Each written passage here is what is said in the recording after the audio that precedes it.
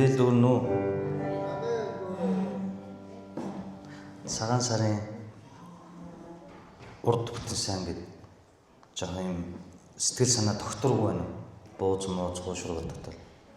Баян онгорхон ч хуушруу хийх юм байл шүү дээ. Хуушраа шараад хөлдөж тийм билээ. Бууцтайгаа хамт чигэнж идэхээр айлуудаар орж бууз идж явж байгаа. За одоо өстө зайгүй дээ гэж хуушур харангууд зай байдаг юм билээ. Бид нар өнгөрсөн 7 хоног Рут номоо дууссан тийм ээ. Энэ 2-7 хоног амраад тэгээд Самуэль ном руу орё гэж бодсон байхгүй. Яагаад амрыг гэж бодсон гэхээр ингээ 2 дахь өдрөөс хагасааны хүртэл зөвхөн үгийн үйлчлэлээ бэлдээд хагасаа мэдрэмжэнд үйлчлээд нэгтгэд нэг өдөр амраад 2 дахьоос дахиад дараагийн бүлгээ бэлдэнэ. Яагаад тэгэхээр энэ чинь амархан биш байхгүй юу? Онлайнд орно, хэдэн зуугаараа үзнэ, дэлхийн 70-80 улсаас бидэнтэй хамт библийн хичээлтэй байдаг шүү дээ, тийм үү? Мужуудыг оруулал 70 гараад явчихж байгаа. Европын холбоо, тэгэл Япон, Солонгос, Чех, Швейцар, Болгар, Герман гэх юм зөндөө олон тэгч нар байгаа. Баримт үлдэнэ. Хэрвээ ямка буруу ярил яах вүлээ? Баримт үлдчихэв. Та тэгж хэлсэн шүү дээ. Гүү би тэгж хэлээгүй юм. Энэ таны номлолоо шүү дээ. Гэт видео гараад ирсэн. Тэгэхээр би маш сайн бэлдэх үүрэгтэй. Тэгээ ингээд дотроос тийм эзэн амар тавин өгөхгүй байсан байхгүй. Цаг хугацаа маш чухал гэдгийг дахин сануулсан. Тийм болохоор энэ 7 хоног амралтгүй шууд залгуулад 1-р Самуэль ном руу орчихсон. Самуэль ном өөрөө Библи дундаас маш агуу ном байхгүй. Нөгөө та нарын мэддэг Саул хаанчин гарна, Гибеончууд гарна, Тэнгэрээс гамбир өнж филистчүүдийг устгана, уймуугчдөө хүмүүс филистчүүдийн хооронд очисон чинь айгаа зүхтаац үе таарна. Нөгөө сайн мэддэг Давид Голиат хоёрын чинь тулаан гарна. Дэлхийн хамгийн мэргэн хүн Соломон гарна, түүний хүү Рехобоам гарна, хаадуудын үе гарна, засаглал өөрчлөгдөн, нийгэм эдийн засаг өөрчлөгдөн, хаадууд алдна, унана, босно. Энэ бүх агуу түүхийг Самуэль ном өгүүлж яддаг бөгөөд 1-р бүлэг, 2-р бүлэг гэж хувааснараа 1-р Самуэль, 2-р бүлэг, 2-р Самуэль гэж хувааснараа нийт 55 бүлэг байгаа. Гэт яаж зипэлж орсон 55 бүлэг багтаа 60-аад хичээл. Тэгэхээр нэг жилд 52-7 хоног байдаг. Дахиад 8-7 хоног чи 2 сар гэсэн. Сард 4-7 хоног. Тэгэхээр та нар нэг ч хагасаа бүтэнсэн тасрахгүй Самуэль номыг бид нар үзэхэд 2027 оны 6 сар хүрч байгаа. Би 45 хүн гэсэн. Ерөнхийлөгчд нэг дэвшнэхгүй. Ийм урт аяллыг бид нар эхлүүлсэн. Харин би Самуэль номын оршил хэсгийг яагаад ингэж тавьж байгаа гэхээр Самуэль ном өөрөө уул нь бол Самуэль, Хаад, Шаштар номнууд нэг бүтэн ном байсан байхгүй юу? Харин хизээ хуваагдсан гэхлээр манай энэ өмнөх 300-аас 200 оны үед грек хэл рүү Библи орчуулагдаж эхлэх тэр үед номных нь уртаас болоод 1-2 дугаар Самуэль, 1-2 дугаар Хаад, 1-2 дугаар Шаштар гэж хуваасан байхгүй.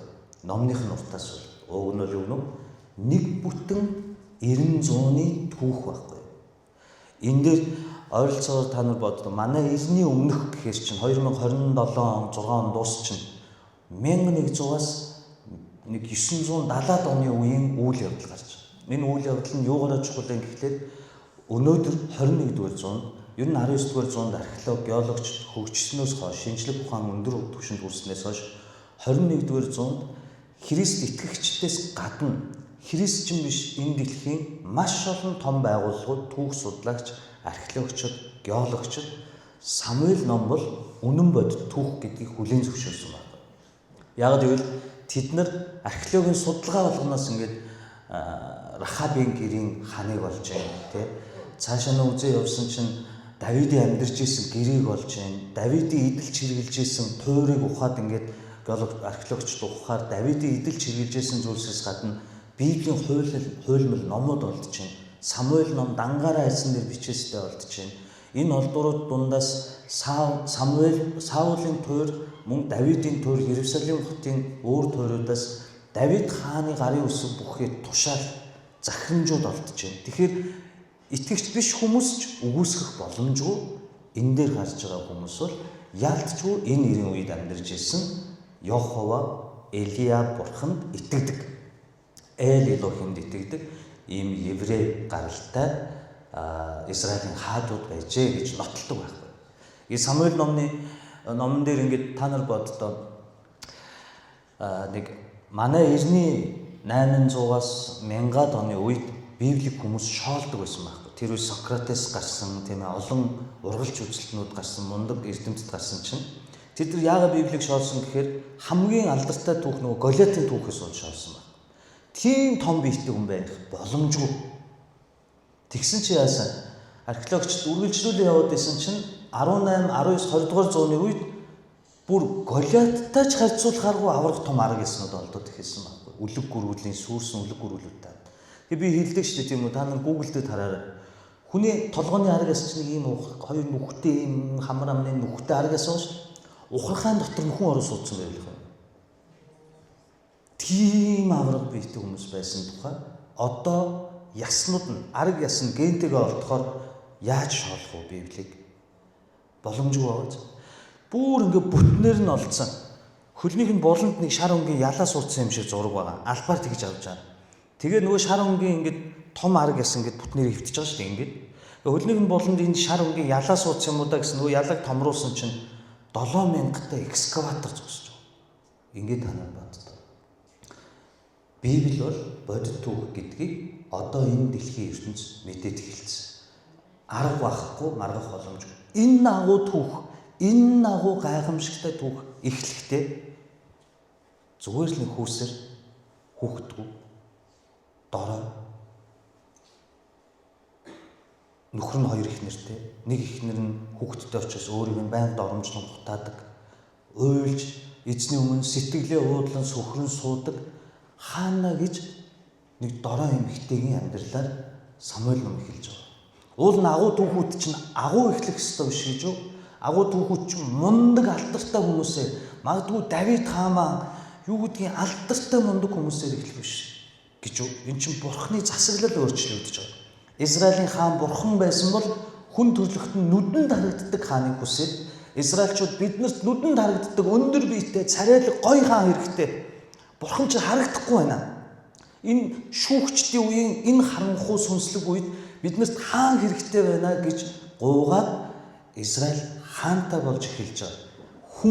Хүнийг өргөмжлөн дахин өөрсдийн хаанаар сонгохоор бурхны ард түмэн засаг өөрчлөгдөж байгаа. Ерөнхий сайд өөрчлөгддөг шиг улс төрийн хувьд бурхны хаанчлал хувьсгал болж байгаа. Тэгээ энэ хувьсгалыг дагсан олон бид нар над мэтийнтэй харьцуулахааргүй бурхны агуу итгэлийн баатруудын түүхийг эхлэхдээ зүгээр л хүүсэр эмэгтэй уйлаад гойж байгаа хаана гэдэг эмэгтэйгийн залбирлаар эхэлж байна. Энэ бол эзний хувьд Христ итгэлд ёс зүйн хувьд маш том цохилт байхгүй. Энэ хаанаг Давидтай хизээч бид нар харьцуулж боддгоо. Гэхдээ хаана гэж өнөөдөр бидний хуваалцах энэ эмэгтэй түүний зүрх сэтгэлээ уудлан байж, уйлан байж, шаналж, ганцаардаж, доромжлогдсон байж залбирсан тэр богинохон залбирал энэ нэрэн үеийг шинээр эхлүүлж байгаа. Тэрний залбирлын далбаан доор Саул, Давид, Натан, Гад бусад иш үзүүлэгч нар бурхны хүмүүс нөгөө алдартай хаадад гарч байгаа. Их үсвэн нэг зүгээр л ядарсан, ганцаардсан, хүмүүс доромжлогдсон, бурхнад харагдаж таслагдсан гэж үзэгдсэн хаана гэдэг дорой эмэгтэйн залбирал 90 үеийг өөрчилж байгаа. Сонирхолтой байна та нар. Ийм том түүхийг ийм юмар эхэлж байна. Самуэль номны 1-р бүлгийн 1-8-ыг уншаад бүгдээрээ үргэлжлүүлээ. Би тавханд уншиж өгье. Ефраимын уулархаг нутгийн Раматаим Зофим нутагт Элкана нэрт нэгэн хүн байжээ. Тэр хүн Йорохамын хүү Илихүүгийн ач, Тухуугийн 30, Ефраим хүн Зофим 40 байв. Элкана хоёр эхнэртэй байсан бөгөөд нэгийнх нь нэрийг Ханна, нөгөөгийнх нь нэрийг Пенина гэдэг байв. Пенина хүүхэдтэй, харин Ханна хүүхэдгүй байжээ. Тэр хүн жилийн жил Шилод өгсөн очиж төг төмдийн эзэнд мөргөж тахил өргөхөөр төрлөх хотоос явдаг байлаа. Тэнд Илигийн хоёр хөвгөн Хофны Финихас нар эзний тахилч нар байв. Элкана дахил өргөх өдрөө эхнэр Пенина түүний бүх хүүгүүд огтод хувь хүртээдэг байжээ. Тэрээр хаанууд хайртай байсан учраас түүнд 1% илүү өгдөг байв. Гэвч эзэн түүний хэвлийг хаасан ажээ. Эзэн хэвлийг нь хаасан учраас бүсгэн өрсөлдөгч Пенина түүнийг бухимдуулах гэж байдгаар нь өддөг байлаа. Жилээс жилд хаанаг эзний өргөнд очих болгонд ийм юм болдог бөгөөд Пенина түүний хорыг малтдаг байв. Тэгэхэд хаана уйлж унжаад хоолунд ч иддэггүй байжээ. Тэгэхэд түүний нөхөр Элкана түүнд хаана чи юунд уйлж яагаад хоолунд ч идэхгүй байна вэ? Юунд зүрх чинь гонхорно вэ? Би чамд 10 хүүгнээс дээргүй юу гэвэ. Амен. За үйл явдал Элкана гэдэг хүний удмаар эхэлж байгаа. Элкана. За үүнээс гадна энэ Самуэль номыг хэн бичсэн бilé? Самуэль бичсэн. Энэ бол товчхон ойлголт. Тэгээ хэдүүлээ дахиад жоохон мэдлэгээ нэмж ганц Самуэль бичээгүй. 1-р шаштрын 29-р бүлгийн 29-ийг ахын дугаар та. Унтчих. 1-р шаштрын 29. За би эндээ гаргасан урд юм байна дүү. За би тавхан уншиж өгье. 1-р шаштрын 29-ийн 29:30 дээр ингэж байгаа. Давид хааны үйлс эхнийхээс эцэс хүртэл үзмэрч Самуэлийн шастар, иш үзүүлэгч Натаны шастар болон үзмэрч Гадийн шастарт бичигдсэн бөгөөд түүний бүрэн засаглал хүч чадал мөн түүнд Израиль болон дэлхийн бүх улс орны хаан гүн тохиолдсон үйл явдлууд тэнд бий. За хин шастар гэнэ үү? Тэмдэглэл гэсэн үг шүү дээ, тийм үү? Шастар гэдэг чинь тэмдэглэл, хэний тэмдэглэл гэнэ үү? Ганцхан Самуэлийнх гэнэ үү? Энэ бүх үйлс нь эхнийхээс эцэс хүртэл 1-р үзмэрч Самуэль. Тэгэхээр Самуэль ихэнхийн бичсэн гэсэн үг. Гэхдээ Самуэль дуусгаагүй үргэлжлүүлээд иш үзүүлэгч Натан, Гад хоёрын шаштрыг бас унд давхар тэмдэглэгдсэн гэсэн үг. Тэгэхээр бид нар энгийн Христ итгэгч ойлголтоор бол Самуэль номыг Самуэль бичсэн гэж ойлгож болох ч арай жоохон дэлгэрэнгүй харах юм бол Библи өөрөө Библийг тайлбарлаад шастар номон дээр юу гэсэн бэ? Ганц Самуэль биш, төгсгөлийн автор хэсэг дээр Натан бичилсэн, иш үзүүлэгч Натан, мөн Гад бичсэн. Ингээд эднэрийн хооронд нь редакторлаад гаргахад Самуэль гэдэг ном бүтэн болсон юм шүү гэдгийг Библи өөрөө шастар номын 29:29-30 дээр тэмдэглэлд үлдээсэн байна.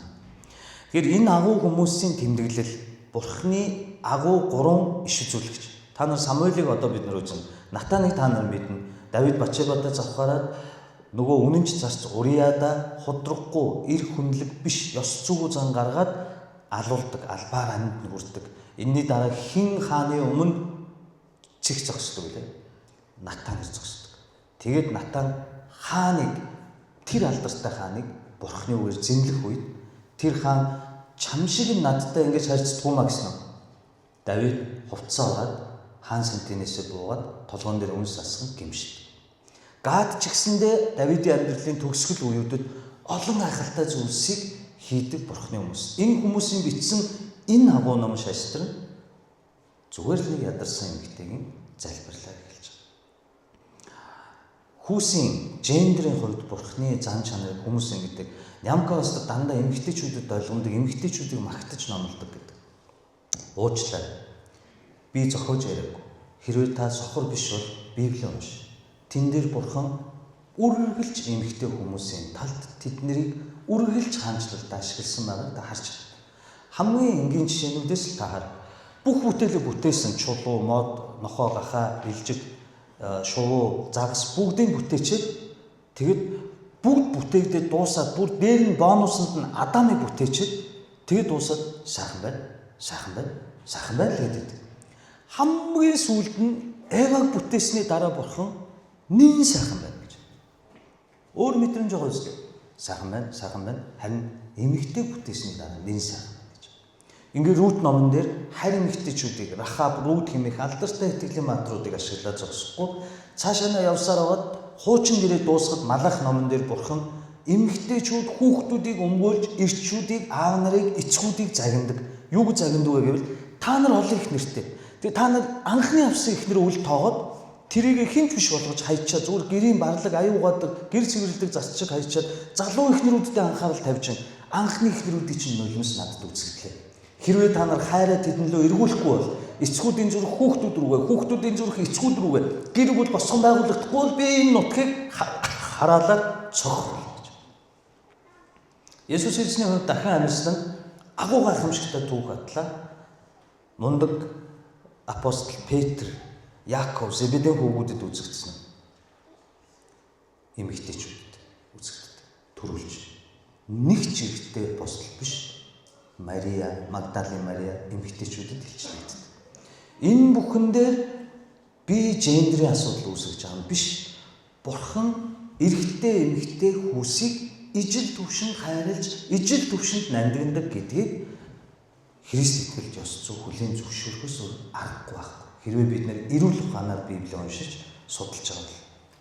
За ингээд Ханна хэмээх эмэгтэй энэ залбирлаар эхлэхээс гадна энэ эмэгтэй амьдралын хэв маягийг Самуэль номын бичгч маань эхлүүлэхдээ тэмдэглэсэн байна. Юу гэж хэлсэн гэхээр ингэж хэлж байгаа та бүхэн хардаа.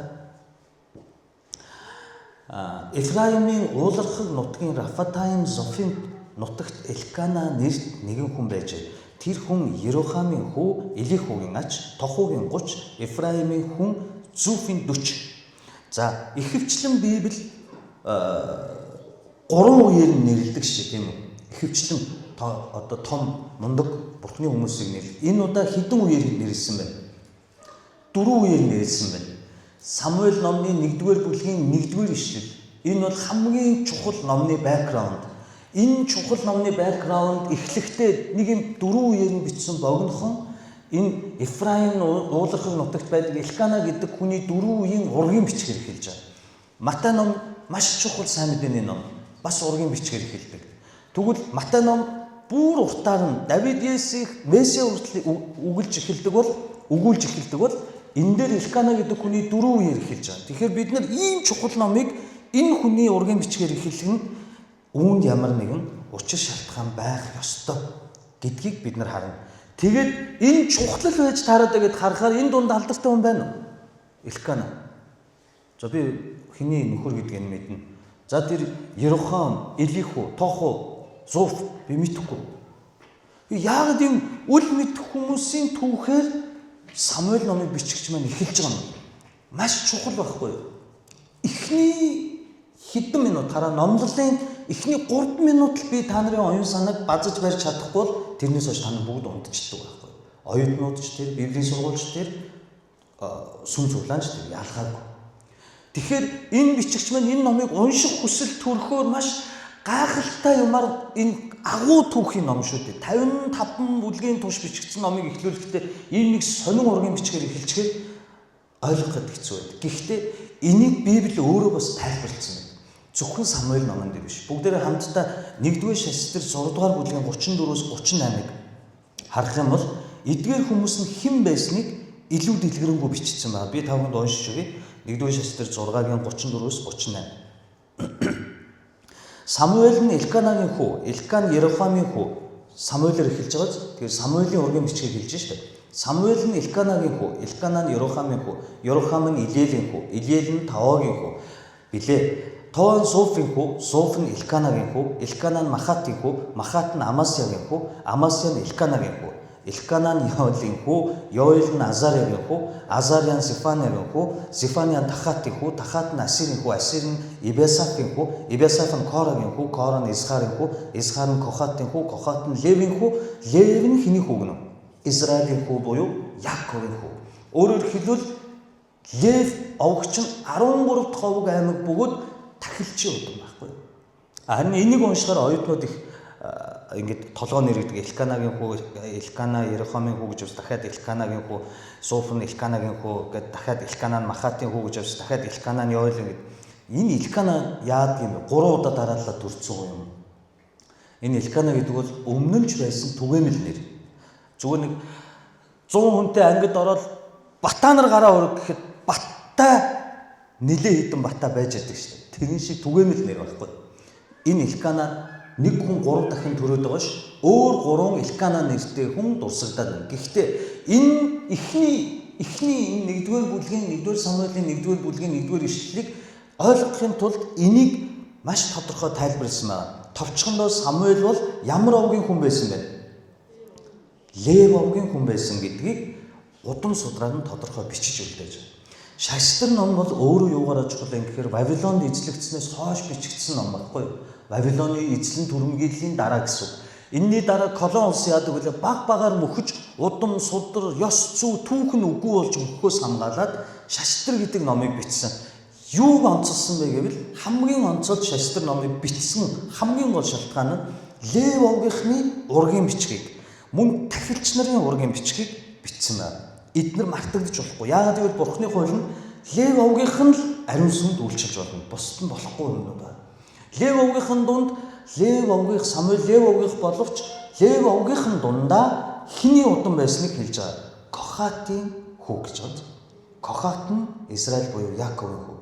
Тэгвэл Лев овгийнхын дунд Яаковын хүү Левийн дундаас Кохатын юунд өргөнд сонгогдсон бэ гэвэл Магдал хүндэтгэл. Ойлгож байна. Магдал хүндэтгэл. Энэ нь юу вэ гэвэл 1-р Самуэль Лев овгийн хүн байсан. 2-р Самуэль тахилч нарын удмынх байсныг хэлж байгаа. 3-р нь энэ Элкана гэдэг хүн нь Кохатын удам буюу онцгой ариун газарт Бурхныг магтаж, магтуудуулж, хүндэтгэн мөргөх тахилч нарын нэрс. Өөрөөр хэлбэл энэ Кохатын удмынхан бол сүнслэг, авиаслаг, талант бүхий магтаалд сонгогдсон ард түмний урд гарч тэднийг Бурхан руу удирдан дагуулдаг сүнслэг удирдагч нар Левийн дундаас гарч ирсэн байхгүй. Тэр дундаас энгийн над мэтийн юм солгоо хүн тавьчихгүй, юм юу гэдгийг хөгжмийн мэдлэггүй хүн тавьчихгүй. Тэр дундаас бүтэн Лев овгийнхноос хамгийн авиас таланттай, хамгийн ард түмний урд зогсоход асуудалгүй, нөлөөтэй, хүндтэй, зөвхт хүмүүсийг сонгож аваад эзэнд магтуу өргүүлдэг байх. Тэр хүмүүс эзний өмнө зогсоод Бурхан руу ард түмнийг удирдан дагуулдаг ийм тусдаа магтаалын үйлчлэлийн овг байх. Кохат. Израильчуудын нэг сонин юм байдаг ч та нар мэдгүй. Дайн хийхээс чинь хамгийн хүчтэй зэвсгээ урд нь тавьдаг 21-р зуунд бол тийм ээ. Дайн хийгээд дайдах бол хамгийн ирмэгийн дайчтай, хамгийн туршлагатай дайчтай урдлыг хинэн тавьдаг. Яагаад гэж тэр хүмүүс эхнээс нь алаад талаад цусын урсгаад эхлүүл нөгөө хүмүүсийн зүрхэн нүхнгээд хамгийн ирмэгийн дайчтай тавьдаг. Филистичүүд хамгийн амар том биетэй Голиатаг урдаа тавьдаг. Израиль яадаг вэ? Давид гэдэг. Зүгээр хончин хүүхэд. Яг үүн шиг Израильтай дайдахад дайснууд нь Филистичүүд, Аморчууд, Хитчүүд, Перизчүүд яагаад Израилийг гайхаад шоконд орчдөг байсан гэхлээр дайн болох гээд бүх цэргүүд нь яг дайдах гэж байж л Израиль яадаг гэвэл өөдөөс нь яг жоохон юмтай юм шиг бөмбөр тоглолцсон, цан цогцсон, босоо ятаг тоглолцсон, дуулаад гараад ирдэг баг. Витершүүд тоглоод байгаа мó яах вэ? Та тэр нь үстэй. Амин тавиад салгалаад ингэ за иргэдний ямар ч үсэн төрүүл завчиндаа гэж байж л өөдөөс чи алтнаармаа тас хүн гараад ирвэл энэ чинь эвгүй харагдана байсан. Энэ хин бэ гэвэл Кохат юм аа. Тэгвэл энэ Элкана гэдэг хүний түүхээр ургийн бичгээр 1-р Самуэлийг хэлж байгаа юм бол одоо та Элканагийн энэ ургийн бичгийг хараад энэ ямар овгийн хүн байсан бэ? Лев овгоос гадна Аароны удмын, Левийн удмын, дээр нь Кохатчуудын удмын магтаал хүндэтгэл өргөдөг эзний хамгийн ариун хүчрхэг үйлчлэлийн дайн дажинд тэргүүн шугам фронтод явдаг ийм сүнслэг тэмцлийн удмын хүн гэхээр гой сонсогч юм. Мяа сонсогч юм. Лаг уустэй. Дажгүй удам байгаа. Ийм удмын хүнтэй хүүхдээ суулгахгүй. Суулгах штеп юм чинь. Юм чинь ихэн хээр алгуул мол гэдэг одоо Монгол зүрх яриад их. Гэхдээ юм нь учир байдаг штеп. Тийм ээ. Ийм удмын хүн гэж байна. Тэгвэл энийг харуул Элкана ч лаг юм байна. Гэхдээ нэг сони юм байна. Тэгвэл энэ Лев овгийн хүн бол Ефраимд юу хийж вэ? Тийм ээ. Ефраим нутагт амьдарч байна. Лев овгийнхэн чинь сүмдээ байж ах хэрэгтэй юм шүү. Энэ хүн чинь магтаал хүндэтгэлээ өдөрдөд эзний өргөөг сахиад магадгүй шийлүүд амьдарч ах хэрэгтэй юм шүү. Тэнд гэрээний хамтар байгаа шүү дээ. Тэнд ариун онцгой ариун газар байгаа шүү дээ. Тэгвэл Ефраимд юу хийж вэ? Ийм мундаг хүн байж. Үйлчлэлийг яачаад ингэж уулархах газар зугаалаа явж идэв гэдэг нэг эсрэгцлийг тэмдэглэж өгч бичигч маань анзаарна шүү ямка чи тухтаа уншин шүү. Тэгэнгүүтээ хоёр дахь ишлэл дээр Элкана хоёр их нэртэй байсан бөгөөд нэгийнх нь нэрийг Хаана, нөгөөгийнх нь нэрийг Пенина гэдэг. Пенина нь хүүхэдтэй, Хаана хүүхэдгүй гэж. За та сайн хандаа. 1 2 дугаар ишлэл дээр бичигч маань хоорондоо хизээж тохирж болохгүй маш тийм сонин өгүүлбэр зүй ашиглаж байгаа байхгүй. 1-р ишлэл бол дажгүй гоё байгааз энэ бол Кохатын удам юм байна, Леви удмын хүн юм байна, Магдал хүндэтгэл өргөдөг. Энэ бол үнэхээр сүнслэг удирдагч нарын удмын нэг мундаг хүн юм байна гэсэн чинь 2-р ишлэл дээр байж боломгүй өгүүлбэр юу вэ гэвэл Элкана 2 их нэртэй байсан. Асуудал. Энэ хоёр хизээж хоорондоо зогсож байхгүй. Ойлгож байна. Энэ үед оюутнуудын ингэдэг л пастор тэр үед ингээд 2 3 их нэртэй байх чинь зөвшөөрөгдөг байсан юм шүү. Библиэлд бичигдсэн болгон зөв юм уу? Үгүй байхгүй юу? Библиэлд бичигдсэн болгоныг би дагах ёстой гэж болохгүй зү. Тэгвэл тэгээд бид нар сүрнэ. Энэ 2 3 их нэртэй байх чинь өөрөө гин нүгэлд төөрөлдөж бурхнаас холдож завхарсан хүмүүсийн гаргасан дэг журам нь байхгүй юу? Яг үндсэн хууль гэдэг шиг үндэс суурийн та нар боддоо. Бурхан хэдэн Адамыг бүтээсэн? 1 Адам. Бурхан хэдэн Еваг бүтээв? 1 Адамд 3 Еваг бүтээгээ өгч юм. 1 Еваг бүтээсэн. 1 эх хүн Адамыг 1 бүтээсэн эмэгтэй хүн Еваг 2-ыг хооронд нь Бурхан нийлүүлээд өөр нэг үл үзэгдэх шинэ бүтээл бүтээснийг нь юу гэж хэлдэг? Ийм 2-ыг хурмай гэхээр юу боллоо гэж хэлдэг? Гэр бүл. Гэр бүлийг Бурхан бүтээсэн байхгүй. Энэ бол бидний анхдагч Бурханы дүр төрхөөр бүтээгдсэн хүмүүсийн ариун байдал байх анхдагч дүр төрх нь 1 эрэгтэй 1 эмэгтэйтэй. 2 эрэгтэй хоорондоо биш шүү. Үгүй 2 эмэгтэй хоорондоо биш. 1 эрэгтэй 1 эмэгтэйтэй. 1 Ева 1 Адамыг нийлүүлэхдээ Бурхан family гэр бүл ингэж хэлсэн байхгүй. Энэ бол жинхэнэ анхдагч нь. Харин энэ 2 3 их нэртэй байна гэдэг бол үгүй. Та нар боддоо ийм мундаг Элкана 2 их нэртэй ингэж магтаж ургийн бичингүүд уншиж байгаа хүн энэ чи Лев овгийнх юм байна, Кохатын удам юм байна. Өөх энэ чи өстө гарал үүснүүд үнэхээр хүлээн зөвшөөрөгдөхүүц мундаг хүн байна гэсэн чинь Элкана 2 их нэртэй байлаа. Юу нөө? Нямка пастор 2 их нэртэй байлаа гэвэл гой сонсогч юм. Зохистой сонсогдоод байна. Библиэлд тэр болдго юм чинь үгүй байхгүй хүмүүс. Энэ бол эсрэгцэл байхгүй. Бичигч маань биднийг шоконд оруулж байгаа. Яагаад гэвэл шүүгчд номны энэ сүнслэг харанхуй өнөөдөр Израилийг Бурханы ард түмнийг ийм байдалд оруулсан юм а гэдгийг биднэрт илчлэн нээж өгөхийн тулд бидний оюун санаанд энэ Элкана гэдэг хүнийг хэн байсныг хэлээд дараа нь юу хийж амьдарч байгааг нь хэлж өгч байгаа байхгүй. Яг пастор хүн бааранд байна, пастор хүн шоудж байна, пастор хүн арх ууж байна, пастор хүн нууц амрахтай гэж байгаа шиг үг энэ дээр өрнөж байгаа байхгүй. Тэгэхээр ямар ч уншигч юу гинэ?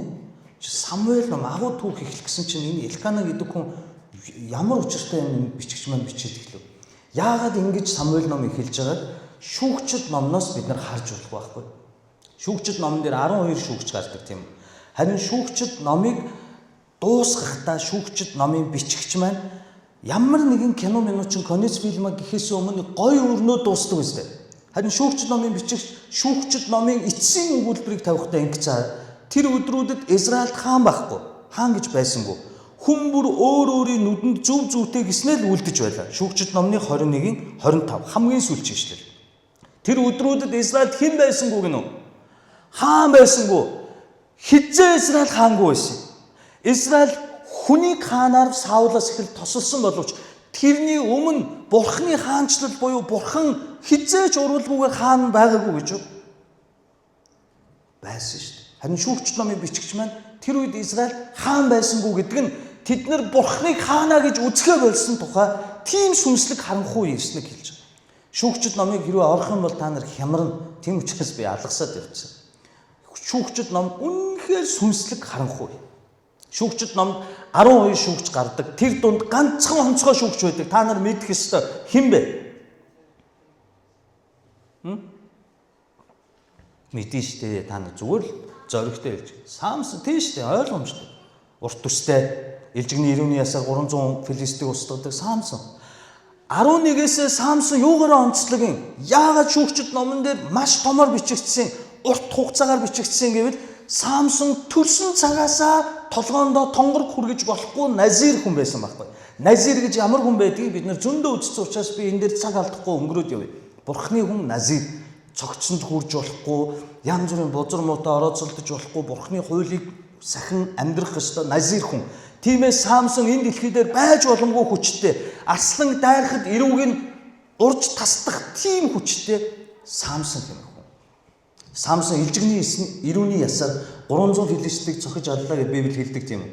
Тэгсэн чинь христчин биш эрдэмтэд их дээд сургуулийн багш нар Америкт Калифорниа мужид энийг худлаа гэдгийг нотлох гээд илжигний ирүүдний ясаар хүнийг цохиж алах хэмжээний хүчтэй цохилтыг хийж үтсэн баггүй. 300 хийхээс өмнө хугарч унах ёстой даа.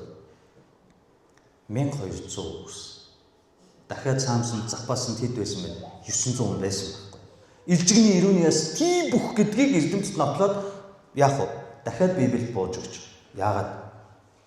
Техникээр хэмжээд юм. Ойлгож байна. За энэ илжигний ирүүнээс яах вэ?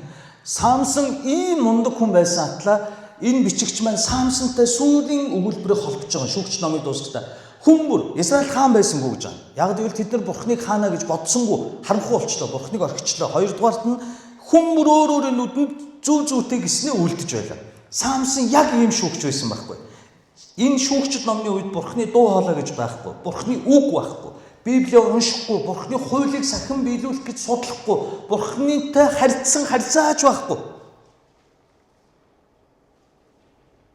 Хань нүдэнд Хүмбэр нь өөрийнхөө нүдэнд зүв гиснээ хийсэн. Самсон янхан эмэгтэйчүүдтэй орооцолцсон, харь үндэстэй эмэгтэйтэй орооцолцсон. Сүүлдээ тэр бие үнэлэгч харь үндэстэй эмэгтэй нь үсийн ногтлоод өчгөө болгодог. Тонгорог хүрж болохгүй назиг хүний толгойд тонгорог хүргэждэг. Ингэснээр Самсон хүчгүй болчихсон. Хүчгүй болоод филистичүүд олжлоод хамгийн анхны Самсны шийтгэл юу вэ? Хоёр нүдийг нь ухдаг. Ойлгож байна. Яг энэ нүд гэдэг үгтэй еврей үгэн дээр яг ижил үгээр нүдэнд зүв зүйтэй гиснээ үйлдэж байлаа. Эдгээр өдрүүдэд гэдгээр бичигч маань шүүгчд ном буюу одоо энэ Самуэль номын ихэнх үе ямар сүнслэг харанхуй үе байсныг маш тодорхой өгүүлж өгч байгаа. Маш тодорхойгоор бид нарт хэлж өгч байгаа гэсэн. Энэ бол ийм сүнслэг харанхуй үе байсан юм шүү гэдэг. За энэ сүнслэг харанхуй үеийг илчлэгтээ бас юу гэсэн гэхээр Эфраимын уулархаг нутагт ийм мундаг удам судартай Бурхны хүн Лев овгийн хүн байсан атлаа хоёр их нэртэй гэж байна. Гэхдээ хоёрдугаар ишлэлийг та сайн харах юм бол нэг онцлог байна. Элкана хоёр их нэртэй байсан бөгөөд нэгийнх нь нэрийг хэн гинэ? Нэгдүгээрт нь хэний нэр бичиж байна? Ханна. Хоёрдугаарт нь Пенина гэдэг одоо байрын солилцоо хараа. Пенина хүүхдтэй Ханна хүүхдүү. Ургийн дараалал өөрчлөгдөж байна. Ургийн бичгийн дараалал. Юунаас болж өөрчлөгдөж байна? Хүүхдтэй хүүхдгүй гэсэн. Уул нь Элканагийн анхны яг ориг эхнэр нь гэх юм уу? Эхнэр нь хэн гэж ихэлсэн? Ханна байхгүй юу? Тэгвэл хоёр дахь эхнэр нь Пенина байснаа ургийн тодорхойлолт нь өөрчлөж байгаа шалтгаан нь Пенина хүүхдтэй Ханна хүүхдгүй. Тэгэхээр энэ үед Израильд тогтсон нэг ийм хөвшмөл үзэл байсан байхгүй юу? Бүр энгийн нялх хүүхд ч гэсэндээ ойлгодог тийм үзэл. Энэ үзэл нь юу юм гэхлээр эмэгтэй хүн ир нөхөрт гарсанд бол түүнээс ам гарах ёстой. Хүүхд төрөх ёстой гэсэн үг байхгүй юу? Хэрвээ эмэгтэй хүн ир нөхөрт гараад түүнээс ам гарахгүй бол тэр эмэгтэйг амгүй хүүсэр эмэгтэй гэж үзээд доромжлон гутаадаг, түүнтэй харьцагтаач хүүтэн хөндий харьцдаг, удам судраач Ханна байсан бол Пенина оронд нь орно. Хүүхдтэйгийн дэрд үздэг байсан ийм үе байхгүй. Тэгэхээр энэ дээр нэг онцлогийг бид нар бодож үзэх хэрэгтэй. Үр хүүхдгүй байсан шалтгааны тухай бодож үзэх хэрэгтэй. Бид нар Ханнагийн тэр алдартай 90 үеийг өөрчилсөн залбирлыг ойлгохын тулд Ханна хин юм бэ гэдгийг ойлгохгүй бол тэр хүний юу хэлж байгааг бид нар ойлгодоггүй шүү дээ. Тийм ээ. Энэ маш чухал байхгүй. Тэр хүн хин бэ гэдгийг бид нар ойлгож иж Ханнагийн залбирлыг ойлгоно гэсэн үг. Өөрөөр хэлбэл энэ дээр юу өгүүлэгдэж байна гэвэл энэ хүн хувийн амьдрал нь ийм асуудалтай болчихсон. Лев овгийн хүн атлаа яг хувийн амьдрал гаднаас нь харахаар ураг мураг ийм гоё атлаа яг хувийн амьдрал нь бол ийм асуудалтай нэг юм байжээ гэдгийг хэлж өгч байгаа.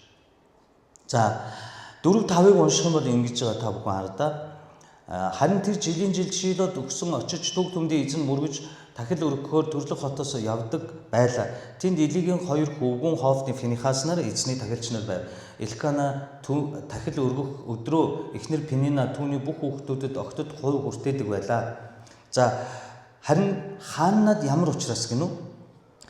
Илүү хайртай учраас илүү хувь хүртээдэг байлаа гэдгийг Библи хэлж өгч байгаа. Өөрөөр хэлбэл Элкана хаанад илүү хайртай байсныг өгүүлж байгаа. Юу вэ гэвэл түүнд 2 дахныг өгч байна. Бусдаас илүү. Энийг юу гэж хэлж байгаа юм бэ? Уул нь бол яг Яаков шиг Рахел, Яа хоёрын Рахелдаа илүү хайртай байсан. Анхныхтаа илүү хайртай байсан юм а Пенина. Элкана. Харин асуудал нь түүний хувийн амьдрал ийм өөр байсныг хэлж байгаа бөгөөд Элкана түүнд 2 дахин их илүү өглөө гэд ханагийн сэтгэл тайвширдаг байсан уу? Шаналлан тайвширдаг байсан уу? Үгүй. Тэрээр шаналсан хэвэндээ л гэдэг байсан. За тэгвэл би танаас энгийн нэг асуулт асууя. Эдгээр түүхээс ханагийн өөрийн амьдралдаа шаналдаг, сэтгэл дундуур гонсгор амьдардаг, цөхөрдөг шалтгаан нь юу вэ? Хүүхэд учраас. Тийм үү? Шалтгаан үгүй. Бид нэр ингэж боддог учраас ханагийн залбирлыг ойлгодог байна. Хүүхэдгүй гэдэг бол шалтгаан мөн, гэхдээ номер 1 нь биш. Номер 1 нь өөр шалтгаан байна. Тэр шалтгааныг бид нар үзээд өнөөдөр үгээ хамтдаа өндөрлөө. Библийн хаанч хаанаа хүүхэдгүй тул шаналдаг байлаа гэдэг үг байхгүй. Бид нар зүгээр энэ тэндээс номлол сургалт өөр Библийг ингээд энгийнээр уншиж байхдаа хураагаад авцсан мэдээлэл тэгээд ойлгочдөг. Хаанаа хүүхэдгүй болохоор шанал зовдөг байжээ гэдээ ойлгочдөг. Харин үнэн дээр хаанагийн жинхэнэ шаналж зовж цөхөрдөг шалтгаан нь хүүхэдгүй учраас биш, өөр шалтгаан байсныг бид нар одоо үзэх хэрэгтэй. Тэр нь юу юм гэхлээр түүний энэ алдартай залбирлыг гаргах хүртлээр шаналсан шалтгаан юу юм гэхлээр тэр үеийн Израилийн еврей хүн болгонд би түрүү хэлсэн. Хүүхэдгүй хүүсэр эмэгтэйг хоёрхан нүдээр харна. Энэ бол тогтсон үзэл. Хүн төрөлхтний амьдралд байдаг хамгийн аюултай үзэл. Юу вэ гэвэл нэгдүгээрт нь хүүхэдгүй хүүсрэл гэх юм бол нэгдүгээрт нь энэ хүн бурханд харагдсан эмэгтэй байна. Хоёрдугаарт нь энэ эмэгтэй бурхнаас таслагдж орхигдсон эмэгтэй байна гэж үздэг байсан учраас тэр үеийн бүх хүмүүс тэр эмэгтэйтэй аяндаа тогтсон энэ үзэл бодлоо бариад харьцдаг, өөрсдөө болгоомжлуулдаг, тэр эмэгтэйгээс хөндий харьцдаг, тэр эмэгтэйг дорд үздэг. Рутыг нааран дээр суугаад хамт хоол идэе гэхэд ийм хүүсэр эмэгтэй бол naar руу гаргаж ирэхгүй. Шивгчэнгүүдтэй хамт хооллох ч ирэхгүй гэж үздэг. Яагаад? Нөхөрт гарсан хамтлаа түүнээс ам гараагүй учраас. Тэгвэл Ханагийн энэ хүнд их зовлонгийн тухай бид нар ойлгохын тулд хамгийн энгийн Иохан номны 9-р бүлгийн 1-3-ыг харъя. Энэ еврей хүмүүсийн тогтсон үзэл нь шинэ гэрээнд өнөөдөр ч байж байгаа. Өнөөдөр та бидний дунд ч тийм тогтсон үзэл байгаа. Та нар энийг хардаа Иохан номны 1-р бүлгийн 9-р бүлгийн 1-3. Есүс явж өнгөрөхдөө сохор хүнийг харжээ. Төрөлхийн сохор хүнийг харжээ гэж байгаа. Тэгээ шавнар нь түүнээс раби хэн нүгэл үлдснээс болоод энэ сохор төрсөн юм бэ? Энэ өөрөө юу эцэг эх нүг гэж асуусан. Есүс энэч эцэг эхэнч нүгэл үлдснээс болоогүй. Харин энэ бол Бурхны үүсийг түүгээр харуулахын тулд юм. За бид нар юмыг маш ухагтхуунтай ойлгож хардаг байх хэрэгтэй. Биднэрт мэрэгүү ухаан хэрэгтэй. Та нар дагалдагч нарын энэ асуулт дагалдагч нар хэдийн тэр хүнийг яллаад шүүцсэн байсан гэдэг анзаарч байна уу? Дагалдагч нар юу гэж сууж байна? Төрөлхийн сохор байсан хүнийг хараад Есүсээс асуултаас нь асуулт гаргаж сурах хэрэгтэй. Бид нар тунгаан бодох хэрэгтэй. Тэр юу гэж асуусан гэвэл энэ хүн яагаад төрөлхийн сохор төрсөн бэ? Өөрөө гим нүгэл үлдээд төрөлхийн сохор төрчвөө? Эцэг эхэн гим нүгэл үлдээд төрөлхийн сохор төрчвөө? Энэ үгнээс би нэг ийм теологчлсан point гаргаж ирээ. Дагалдагч нар хэдийн юу гэж бодсон гэвэл энэ төрөлхийн сохор юм чинь заавал хэн нэгэн гимтэл байж таараа гэдэг үзэлтэй байгаа. Асуултнаас нь энэ үзэл нь илэрхий байна уу? Энэ хүн өөрөө нүгэл үлдээд төрөлхийн сохор төрсөн юм уу? Ээж аав нь нүгэл үлдээд төрөлхийн сохор төрсөн юм уу? Өөр сонголтгүй хоёр л энэ хоёрын л нэг нь байж таараа. Яагаад төрөлхийн сохор?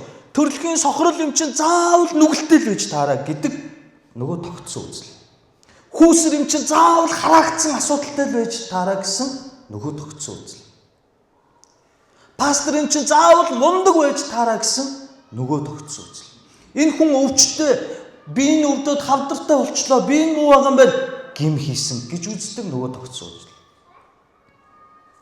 Би нэг залбирал дээр хүртэл гардаг шүү дээ. Ханаа түрээд халуураад би юм уу байна гэхээр залбирахтаа юу гэдэг вэ? Нямка пастрын дотор байгаа ханиадны сүнсийг Есүсийн нэрээр заал. Би зүгээр ханиад төрсөн тэгээ миний дотор тийм сүнс ороод ирсэн.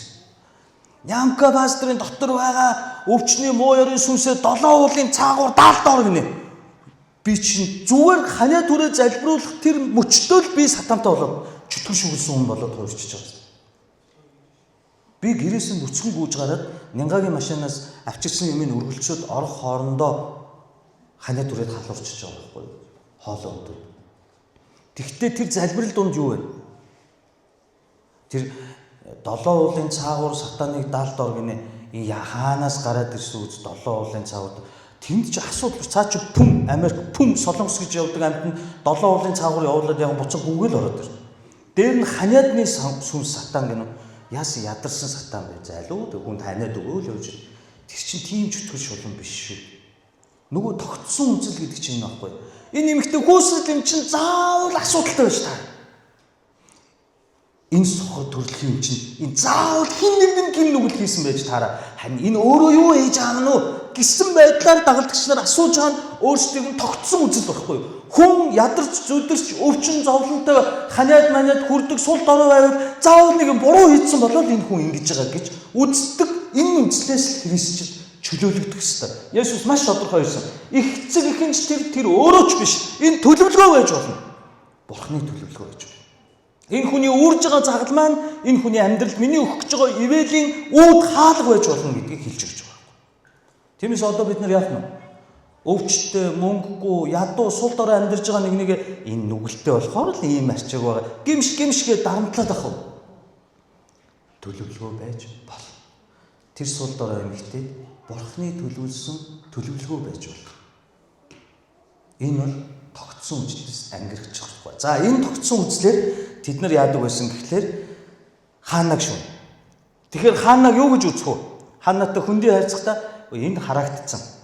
Энэ хаягдсан, Бурхнаа таслагдсан эмэгтэй гэж үзнэ. Тэгээ хаанатай хүүтэн хөндий харьцаж эхэлнэ. Хаанаа гадуурхагдсан, шаналсан болж байна гэсэн. Үүнээс эрүүлэр хараарай, эрүүлэр.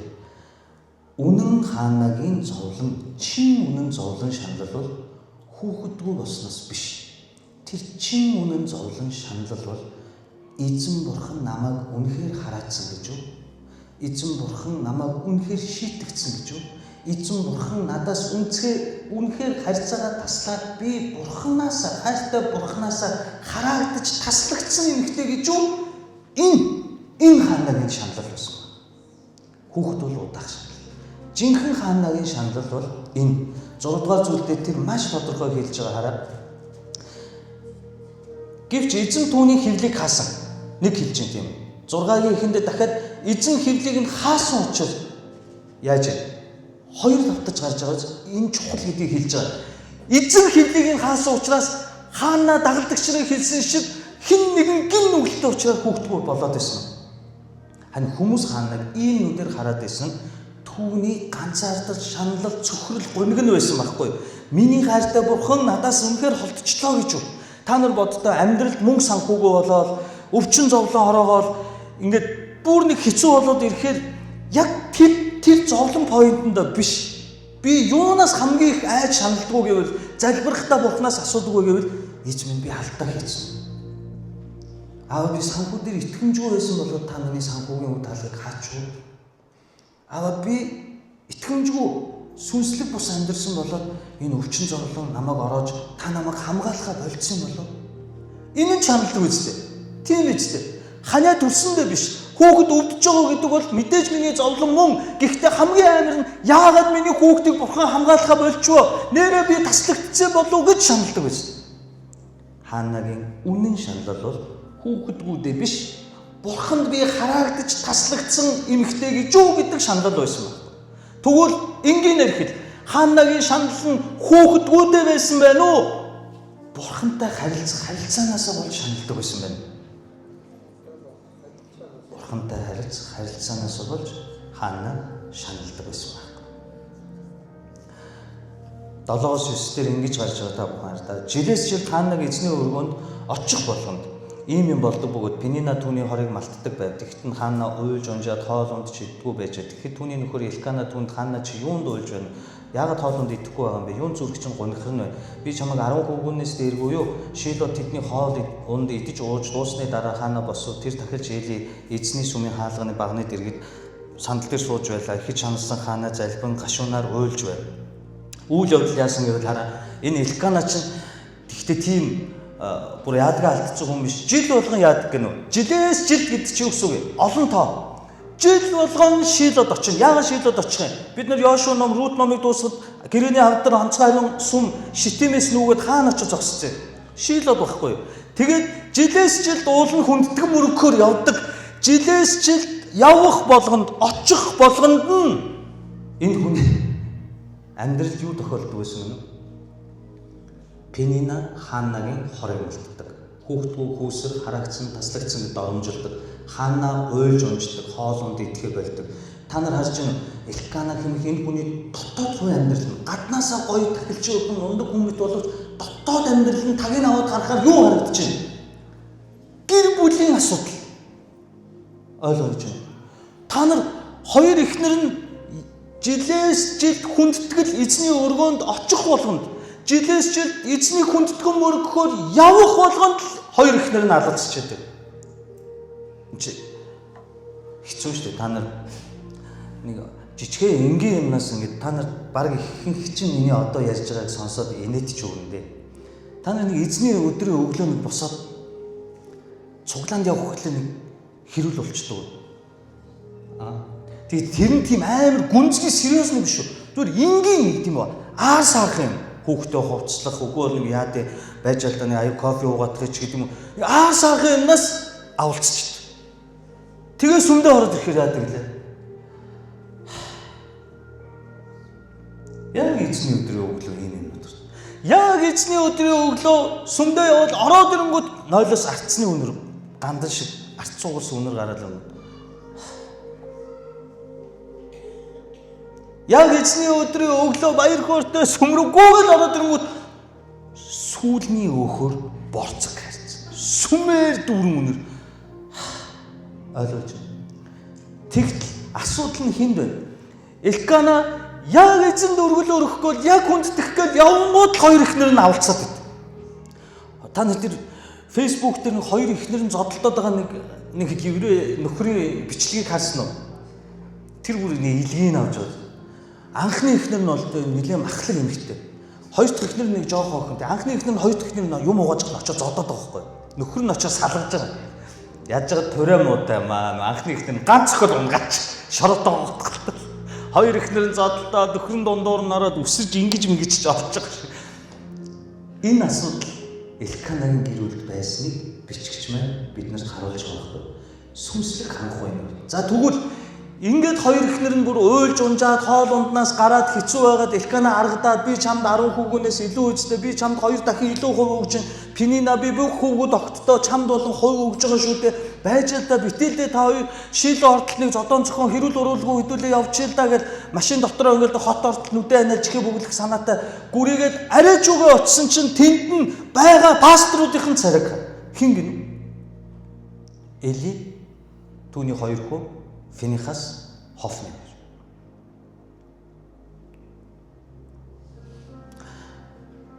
Нэгдүгээр Самуэль 2-р бүлгийн 12 дээр Финихас Хофни хоёрын ямар пасторд байсан тухай хэлж байна. Маш энгийнээр хэлсэн ба бичгч маань би уншиж байна. Тэгээд Элкана Рамад байдаг гэртээ хариуа 12-оос Элигийн хөвгүүд нь үл бүтэх хүмүүс байв. Хэн билээ? Финихас Хофни. Үл бүтэх хүмүүс тэд эзнийг мэддэггүй байв. Эзнийг мэддэггүй пасторд уулчлаа. Энэ амар биш үү? Ингиж гэр бүлийн асуудлаа тэгээд за ямар ч байсан сүмдээ ороод ирсэн чинь тэнд чинь эзнийг мэддэггүй пастор үйлчлэж зогсож байна. гэр бүлч харанхуй, чуулганч харанхуй байхаар ямар хэцүү байдаг. Тэгээд тэд нар эзнийг мэддэггүй байв. Тэр үед хэн нэгэн өргөл өргөхөөр ирэхэд тахилчийн зассан 3 сараас сэрээ бариад мах чанж байхад нь хурч ирээд ард түмнийд өмнө зогшил болсон байлаа. Бурхнаас өмнө Бурхны өргөлд хүрдэг. Түүгээрээ тогоо сав хариулын тогоо ваар сав руу хатгаж сэрээндээ зоож идэг эзэнд өргөхөөс өмнө бүхнийг тахилч өөртөө авдаг байв. Энэ нь бүр зуршил болсон. Тэд шийдээд ирсэн бүх Израильчууд ингэж хангадаг байв. Түүнээс гадна хүмүүсийн өөх шатахаас нь өмнө тахилчийн зарц ирээд өргөл өргөж буй хүнд тахилч нарт шарах мах өг, тахилч нар чамаас чансан мах авахгүй зөвхөн түүхийг авна гэдэг байв. Хэрв тэр хүн түнд эхлээд бүх өөх шатаг дараа нь сэтгэлдээ хүснээ авах тун гэж хэлбэл тахилчийн зарц энэ хүн хууль ярьж байгаас бурхан шатаал тахил болж өргөгдөхөөс өмнө тэр мах нь хүн байтугай хинч хурж болохгүй байхгүй. Тэгсэн чи түүхийгээр авна бид нар шарж идмээр. Тэгээ энэ хүн хуулийг хэлж байгаа. Үгүй эхлээд өргөгдсөний дараа өөх тус хайж утаа гарсны дараа та авах ёстой шүү дээ гэнгүүт яадаг гэнэ хүчээр авдаг бай. Үүнийг үгүй надад одоо үг сэтгэвээс би хүчээр авна. Ийхүү эдгээр залуусын нүгэл нь эзний өмнө асар их байсан агаад тэд эзний өргөлийг үл тоомсолдог.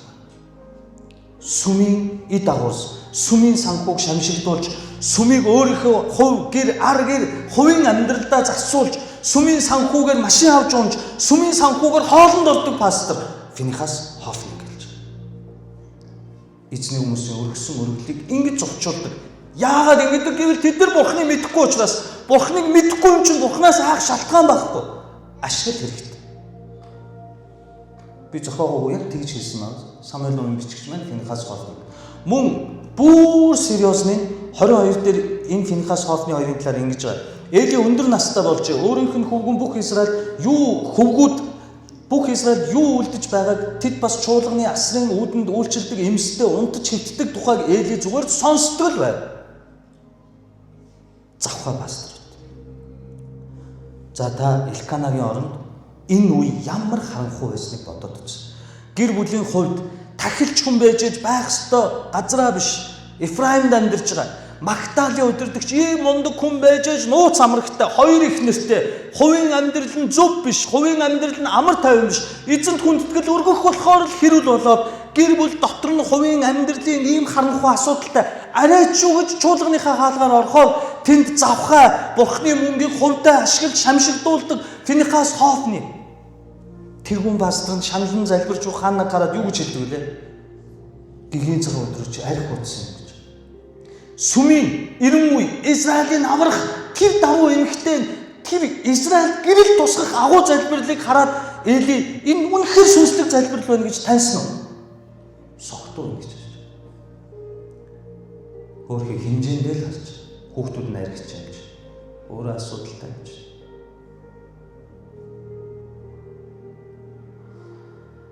Ийм харанхуй үед Ханнагийн залбирал гэрэл болж туссан. Энэ харанхуй үед Ханнагийн залбирал өөрчлөлт. Элкана мэтийн асуудалтай гэр бүлүүдийг Бурхан руу чиглүүлж, эрүүл сүнслэг байдал руу дагуулж, сүм чуулганыг Финихас Хофни Эли мэтийн хүмүүсээс цэвэрлж эхлэв. Хин Ханнагийн залбирал. За та нар ихнээс өрнүүд амч анилдад хэцүү болж байгаа шүү юм бэ? Өндөрлөх тийш ханд. Хамгийн сүүл 10 дээр ихэд шаналсан Ханна эзэнт залбирэн гашуунаар уйлж байв. Тэр ам өчгөө хүн төв төмдийн эзэн минь хэрв та ширхэгчнийхээ зовлон зүтгүүрийг үзээд намайг санаж ширхэгчнээ үл мартан ширхэгчэндээ хөвгүүнийг өгвөл би түүнийг амьдралын бүх өдрүүдэд эзэнд өгөх бөгөөд түүний толгойд тонгорогч хүргэхгүй. Ханагийн залбирал юм аахгүй. Нөгөө алдартай 90 үеийг өөрчилсөн залбирал чи өрдөл юм. За хамгийн энгийнээр би та нарт хэлье. Ханна ихэд шаналн ингэж залбирж байгаа тэр юу гэж хэлж байгаа нь эзэн минь хэрвээ та түүний толгойд би тонгорогч хүргэхгүй гэдэг чинь Самсон шиг өсгий. Тийм ээ? Назир хүн болгоё гэж хэлж штэ. Гэхдээ та нэг энгийн асуултанд хариул да. Хэрвээ та хүү өгвөл Ханна яана гэж тэр хүүг аваа зүхтаан гэсэн үү? Яана гэж хариулаач. Буцаагаад үгүй гэж байна. Бурхан минь ээ надад хүү өгөөч. Өгнө. Баярлалаа. Би тань буцаагаад.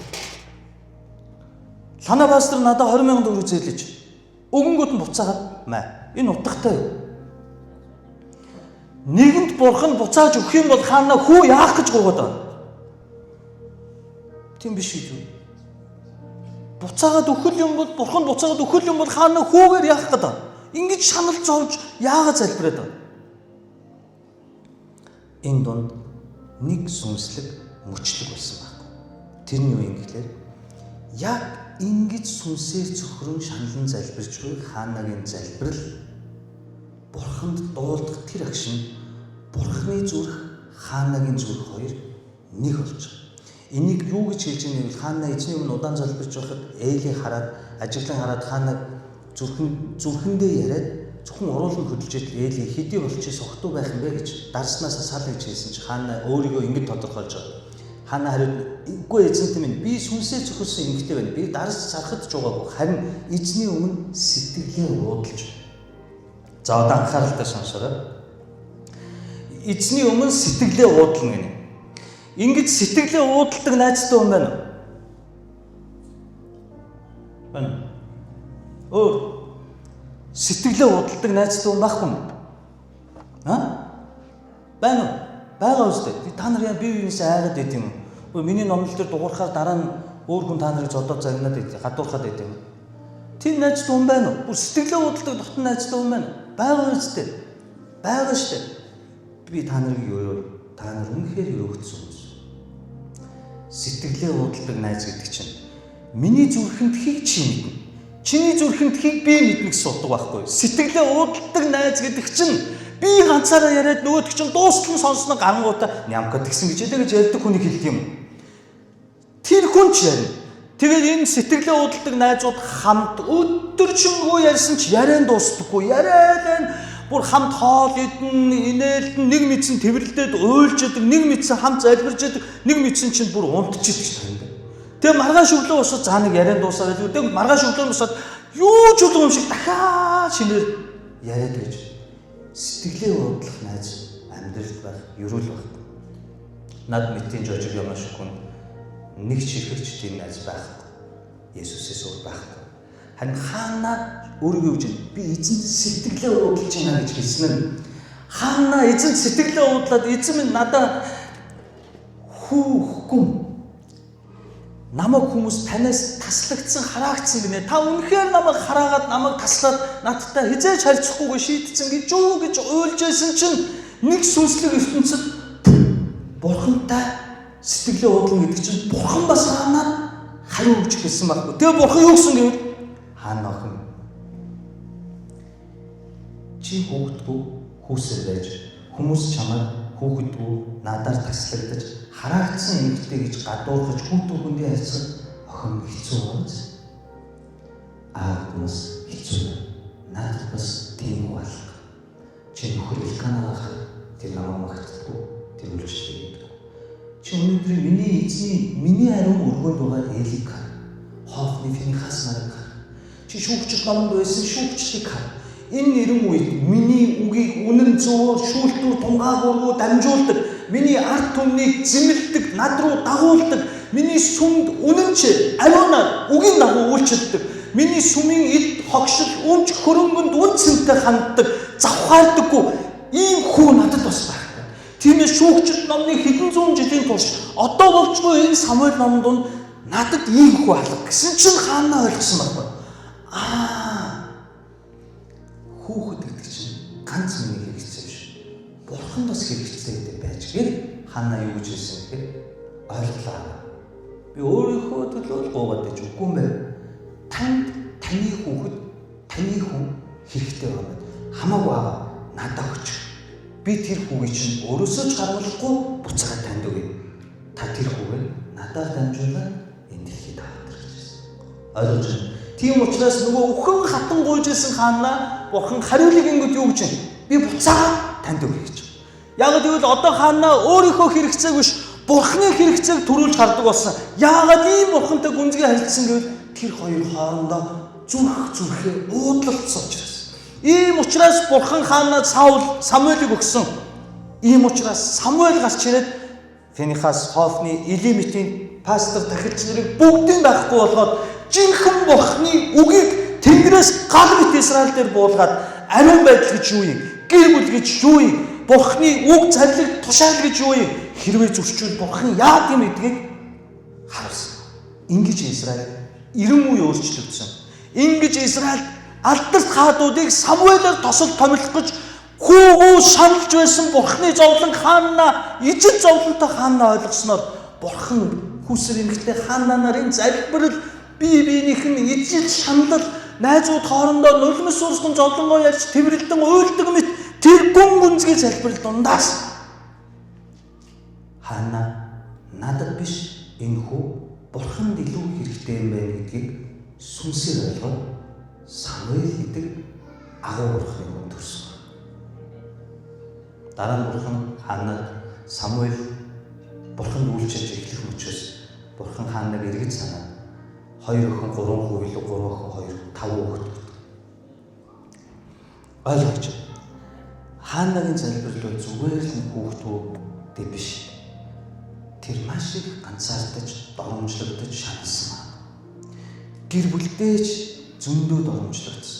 Тэр дүү ихнэр. Харин тэр энэ шаналлаа тээж эзэнд очиж учраас эзэн түүний залбирлыг сонсоод эзэн түүнд өөрийнхөө зүрхийг илчилсэн. Ингээд уудлагдсан гэдэг үг илэрхийлж байгаа. Ингээд Бурхан бас өөрийн гэсэн зөвхт хүүгөө хэцүү байгаа юм. Тиймээс аав миний хэрэгцээ биш. Есүсийн үгтэй адилхан байна. Аав энэ аяыг надаас холдуулж гэхдээ миний хүсэл биш. Эхлээд таних биелэг. Хаана энийг ойлгосон учраас та тэр хүүг надад өгвөл би буцаад танд. Амен. Амен. Тиймээс энэ ариун ханагийн залбирлыг биднээс гаргасан. Бидний сүм чуулганд Самуэль шиг ийм хүмүүс төрөн бий болоосай. Сул дорой өөдгүү пастор над шиг хүмүүсийг зэмлэн босгох удирдагч нар ирээдүйд бий болоосай. Хинэр гинүү хаана мэд танд залбирах, таны залбирлаар төрөн гарах болтугай хэмээн эзний нэрээр та нарыг өрөөж. Хамтдаа залбирэн гоцгаая.